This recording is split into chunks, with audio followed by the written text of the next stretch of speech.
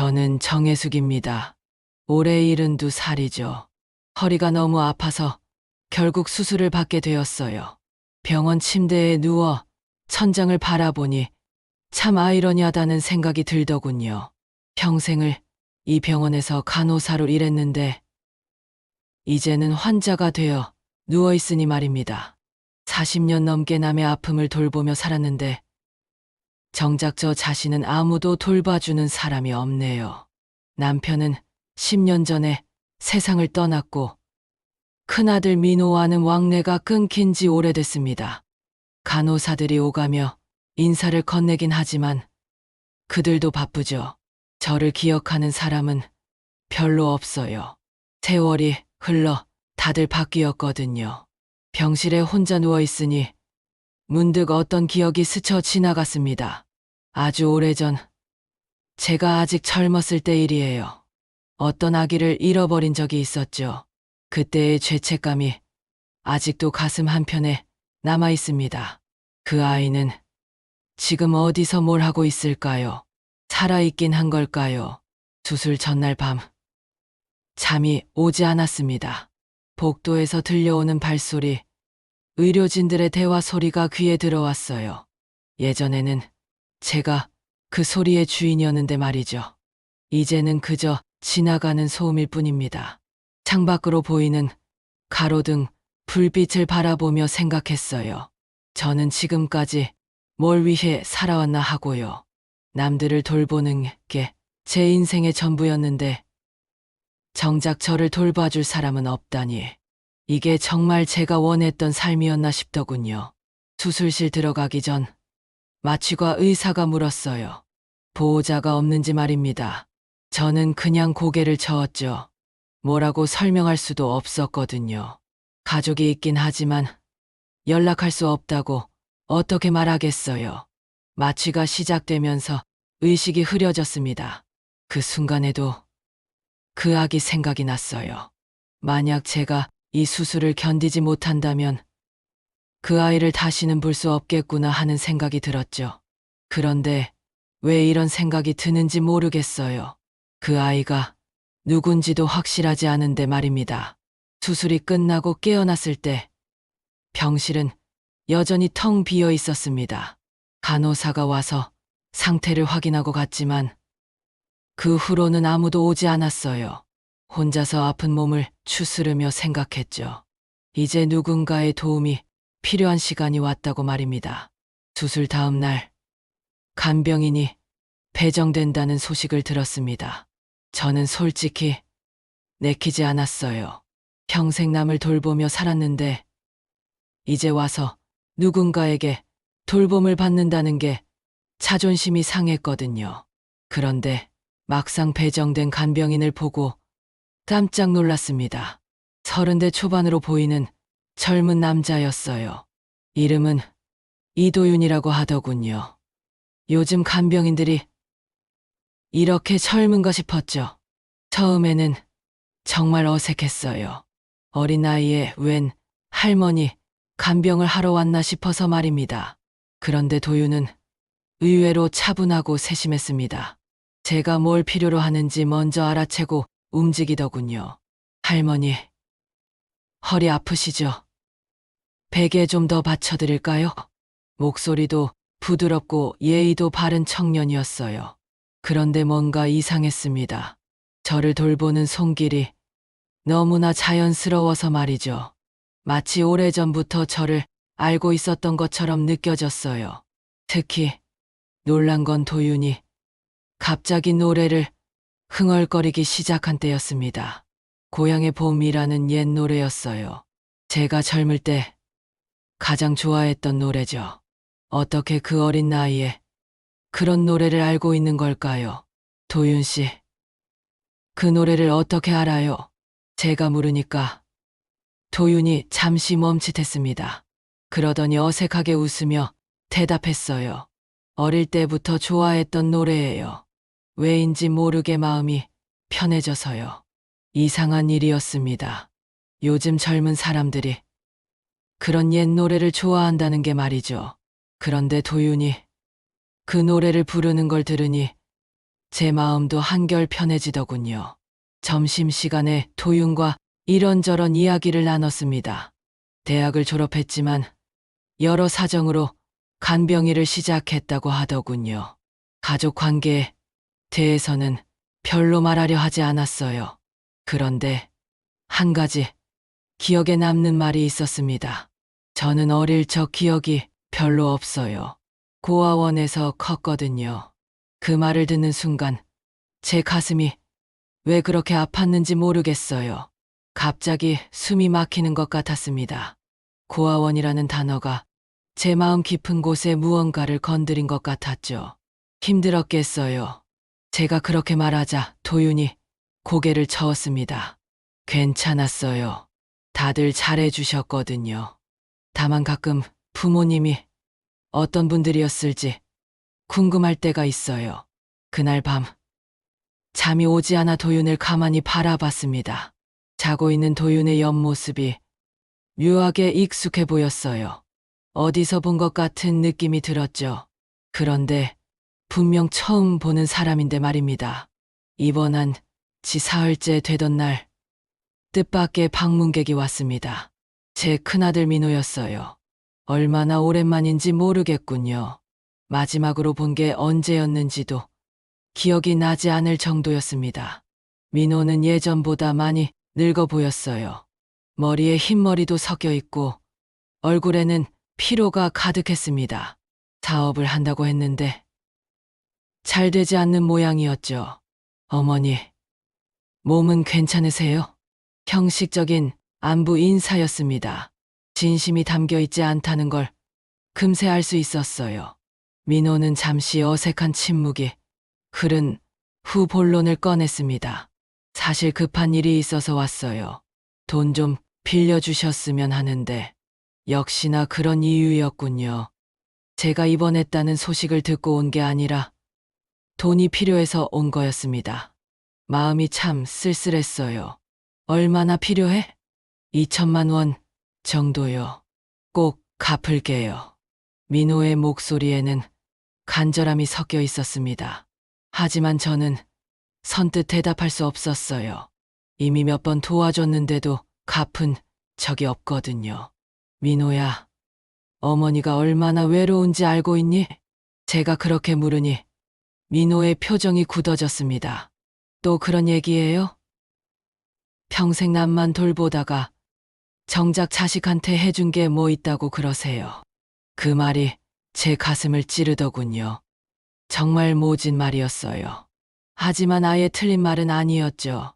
제가 간호사 일에만 매달려 있을 때 민호는 혼자 컸거든요.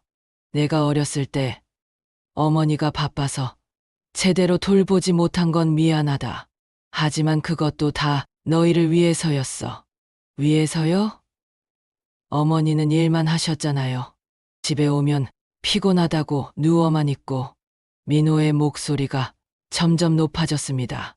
그동안 쌓였던 원망이 터져 나오는 것 같았어요.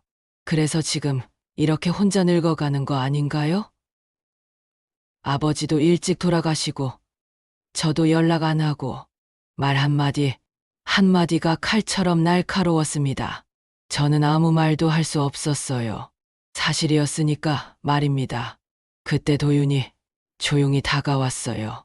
아마 복도에서 목소리가 들렸나 봅니다. 실례합니다. 환자분이 흥분하시면 수술 부위에 무리가 갈 수 있어서요. 도윤의 차분한 목소리였습니다. 민호가 도윤을 쳐다보더니 불쾌한 표정을 지었어요. 당신이 누군데 끼어들어요?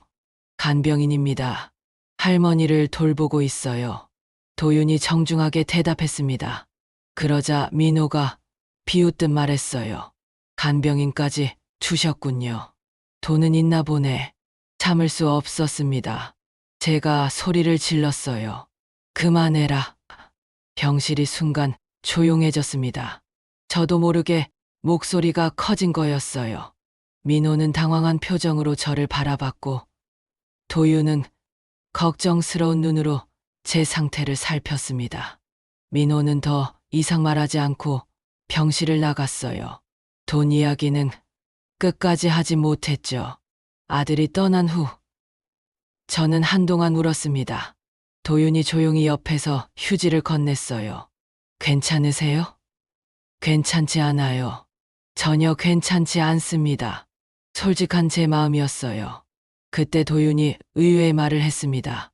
저는 어릴 때 가장 원망했던 게 어머니의 부재였어요.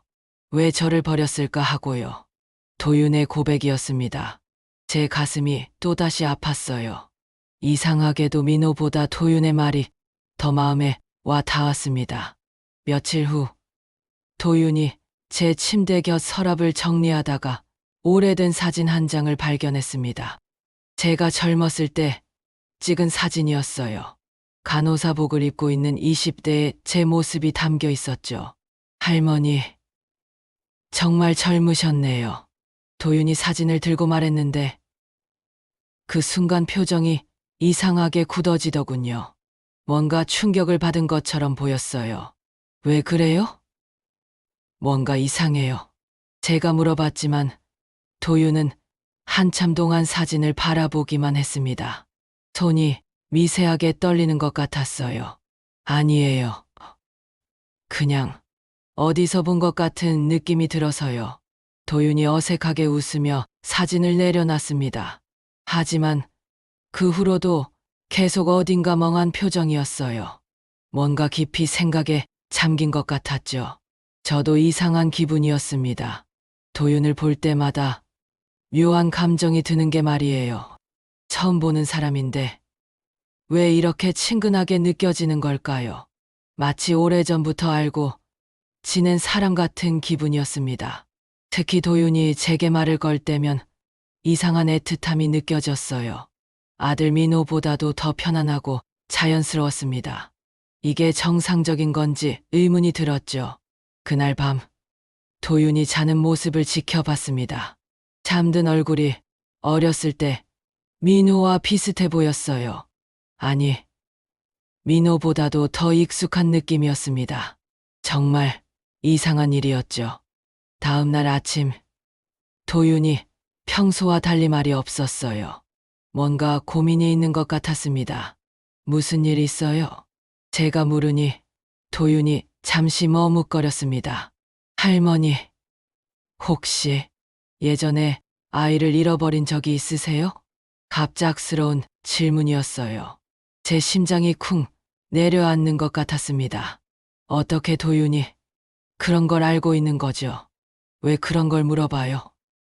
그냥 궁금해서요. 도윤의 대답은 애매했습니다. 하지만 제가 보기에는 분명히 뭔가를 의심하고 있는 것 같았어요. 그날 오후 도윤이 잠시 자리를 비운 사이에 저는 혼자 생각에 잠겼습니다.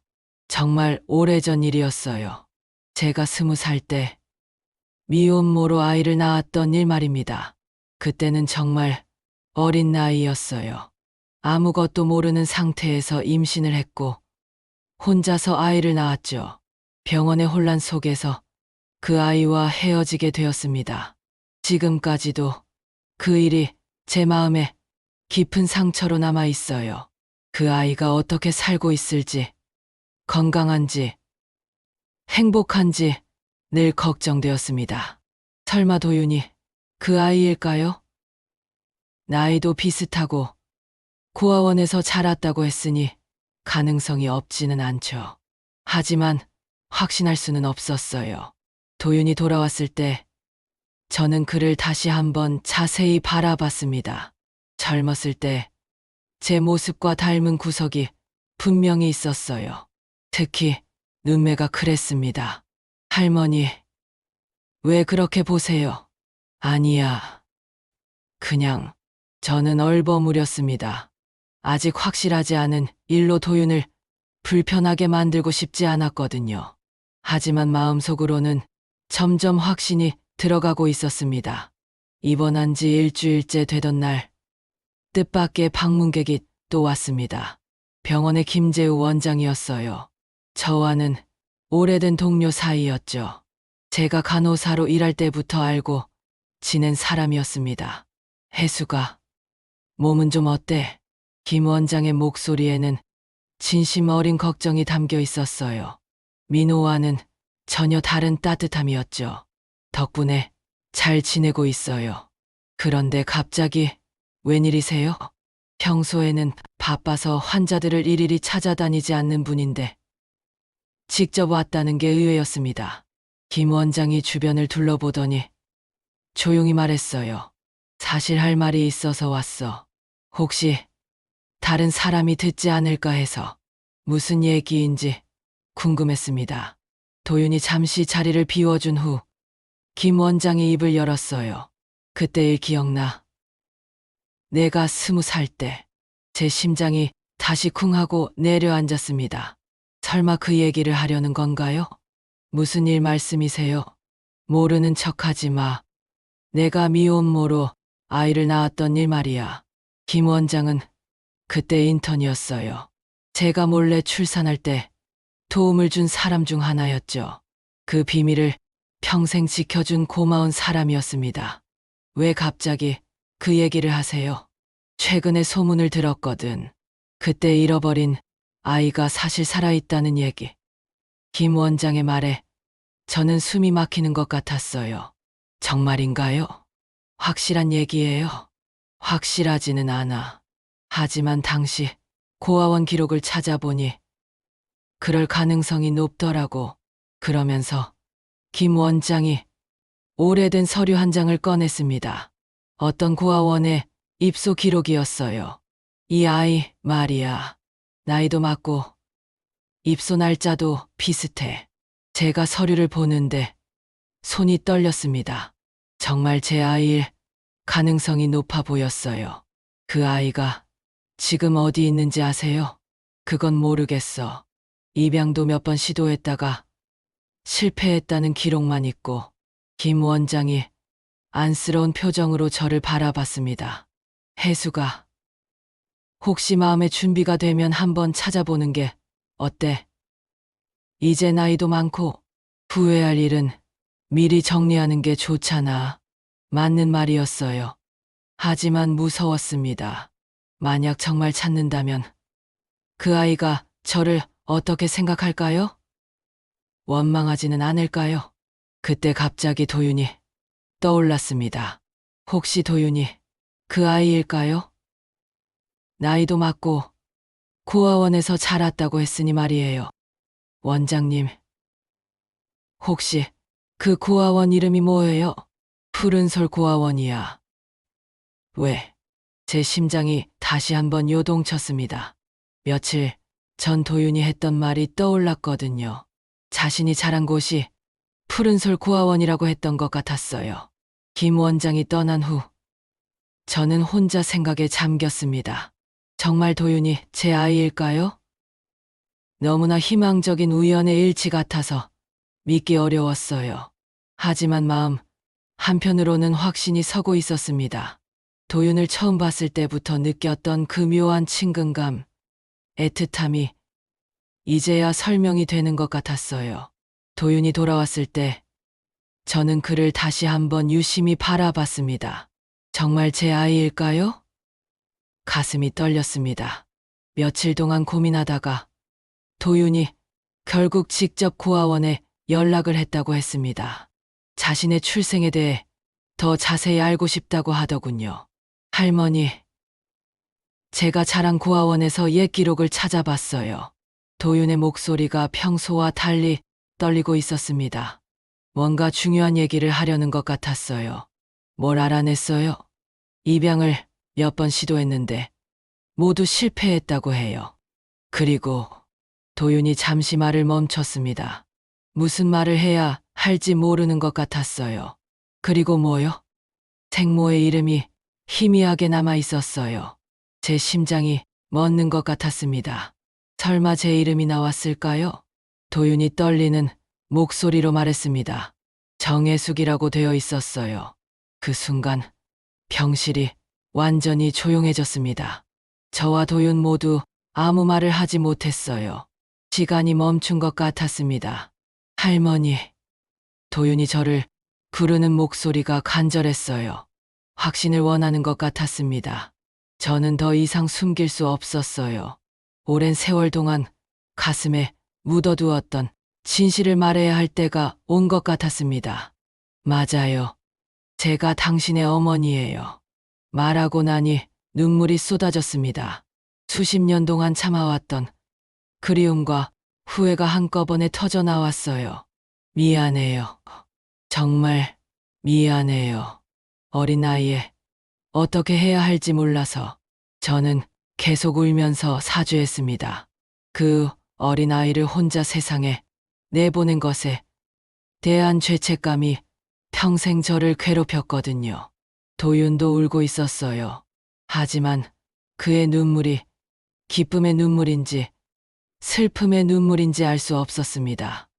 저는 평생 어머니를 찾고 있었어요. 도윤의 고백이었습니다. 목소리가 떨리고 있었어요. 어릴 때부터 왜 저를 버렸는지 궁금했어요. 원망도 많이 했고요.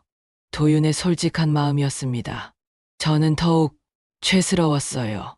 원망해도 당연해요. 정말 어린 나이였지만 그래도 어머니였는데. 하지만 지금 이렇게 만났잖아요. 도윤이 제 손을 잡았습니다. 그 순간 정말 모든 게 현실로 느껴졌어요. 제 아들이 제 앞에 있다는 사실이 말입니다. 할머니, 아니, 어머니. 도윤이 저를 그렇게 불렀을 때 저는 평생 들어보지 못했던 말을 드디어 들은 기분이었어요. 34해 늦었지만 제 아들이 저를 어머니라고 부르는 순간이었습니다. 어떻게 이런 일이 일어날 수 있죠? 수많은 병원, 수많은 간병인이 있는데 하필 제가 어머니를 돌보게 되다니 운명인가 봐요. 하늘이 우리에게 기회를 준 것 같아요. 그날 밤, 저희는 밤늦게까지 이야기를 나눴습니다. 그동안 못다 한 얘기들이 너무 많았거든요. 도윤은 고아원에서 비교적 좋은 대우를 받으며 자랐다고 했어요. 입양도 몇 번 시도했지만 여러 이유로 성사되지 않았다고 하더군요. 그래서 고등학교까지 고아원에서 생활했다고 했습니다. 대학은 어떻게 갔어요? 장학금이랑 아르바이트로요. 정말 힘들었지만 공부는 하고 싶었거든요. 제 아들이 이렇게 훌륭하게 자란 것이 신기하기도 하고 고맙기도 했어요. 제가 키우지 못했는데도 말이죠.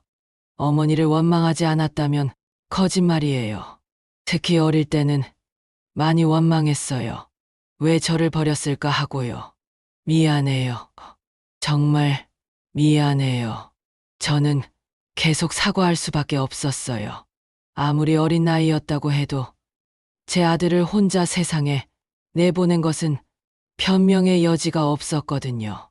그런데 도윤이 의외의 말을 했습니다. 하지만 지금은 이해해요. 어머니도 어렸고 혼자였잖아요. 얼마나 무서웠을까 생각하니까 오히려 마음이 아프더라고요. 제 아들이 이렇게 성숙하게 자란 것이 정말 놀라웠어요. 저보다도 더 현명한 것 같았습니다. 진실을 알게 된 후 며칠은 정말 복잡한 시간이었습니다. 도윤도 저도 이 상황을 어떻게 받아들여야 할지 혼란스러워했어요. 특히 도윤이 힘들어했습니다.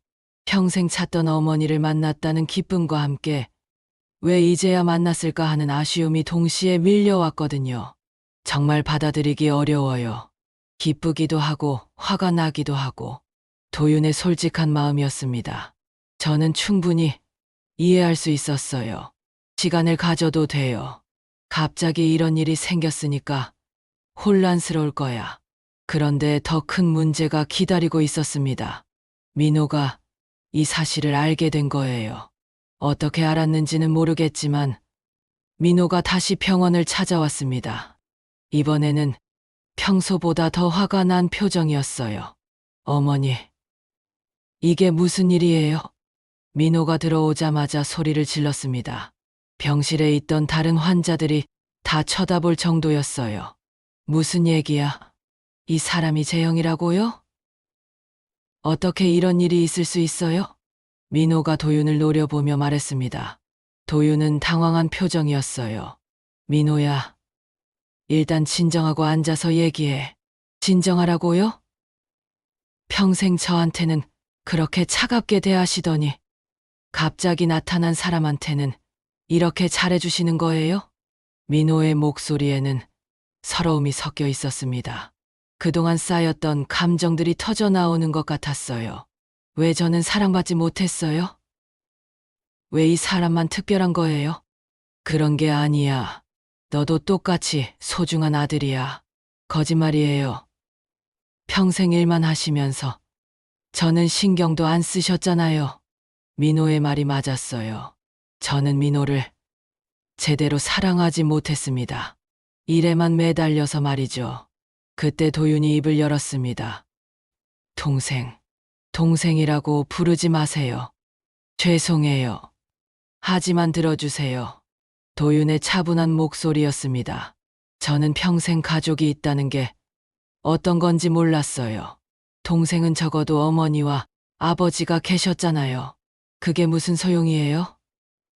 어머니는 늘 바빴고 아버지는 일찍 돌아가셨는데 그래도 함께 살았잖아요. 저는 그런 기억조차 없어요. 도윤의 말에 민호가 잠시 말을 멈췄습니다. 저는 동생을 원망하려는 게 아니에요. 오히려 부럽습니다. 어머니와 함께 보낸 시간이 있다는 게 말이에요. 뭘 부러워해요. 관심도 없으셨는데 그래도 어머니예요. 저에게는 그런 기억조차 없거든요. 도윤이 민호에게 다가갔습니다. 동생, 저희 화해할 수 없을까요? 어머니도 이제 나이가 많으세요. 서로 원망하며 지낼 시간이 없어요. 도윤의 말에 저는 울컥했습니다. 제 아들이 이렇게 현명하다니. 민호도 뭔가 마음이 움직인 것 같았어요. 표정이 조금씩 누그러지더군요. 저도 어머니에게 잘못했어요. 너무 차갑게 대했죠. 하지만 서운했어요. 민호의 목소리가 작아졌습니다. 이제라도 다시 시작해봐요. 우리 모두 어머니에게 소중한 아들이잖아요. 도윤의 제안이었습니다. 저는 두 아들을 번갈아 바라보며 기도하는 마음이었어요. 오랜 침묵 끝에 민호가 입을 열었습니다. 알겠어요. 한번 해봐요. 그 말을 듣는 순간 저는 평생 이렇게 행복한 적이 없었던 것 같았어요. 수술 후 회복도 순조롭게 진행되어서 드디어 퇴원하는 날이 왔습니다. 정말 감격스러운 순간이었어요. 도윤과 민호가 함께 퇴원 준비를 도와줬습니다. 아직은 서로 어색해하지만 예전보다는 훨씬 나아진 것 같았어요. 어머니, 집에 가서 뭐 하고 싶으세요? 도윤이 물어봤습니다. 제가 뭐라고 대답할까 생각하니 마음이 벅찼어요. 너희 둘이랑 함께 밥을 해 먹고 싶어. 좋은 생각이에요. 민호도 동의했습니다. 정말 오랜만에 들어보는 따뜻한 목소리였어요. 집으로 가는 길에 민호가 말했습니다. 어머니, 그동안 죄송했어요. 너무 매정하게 굴었죠. 아니야, 어머니가 미안해. 내가 어렸을 때 제대로 돌보지 못해서 이제 그런 얘기는 그만해요. 앞으로가 더 중요하죠. 도윤의 말이었습니다. 정말 현명한 아들이에요. 집에 도착해서 오랜만에 세 사람이 함께 앉았습니다. 이런 시간이 올 줄 누가 알았겠어요. 어색하네요. 민호가 웃으며 말했습니다. 처음이니까 당연하죠. 저도 솔직히 어색했어요. 하지만 행복했습니다. 저녁을 준비하면서 도윤이 또 그 노래를 흥얼거렸어요. 고향의 봄이요. 이제야 알겠더군요. 왜 그 노래를 알고 있었는지 말이에요. 도윤아, 그 노래를 어디서 배웠어? 고아원에서요. 원장님이 가끔 불러주셨거든요. 그 원장님도 저한테 그 노래를 배운 거야.